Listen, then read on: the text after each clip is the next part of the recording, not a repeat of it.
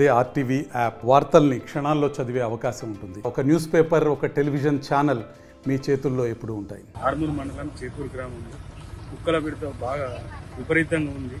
ఈరోజు ఒక 7 మెంబర్కి కరిచినాయి.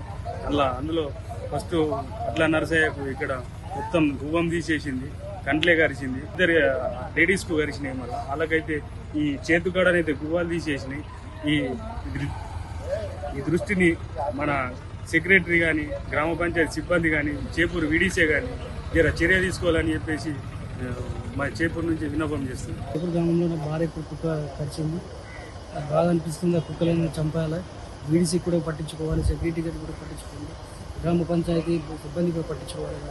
ఇవాళ 7 మెంబర్ కలిసి సీరియస్ ఉన్నారు.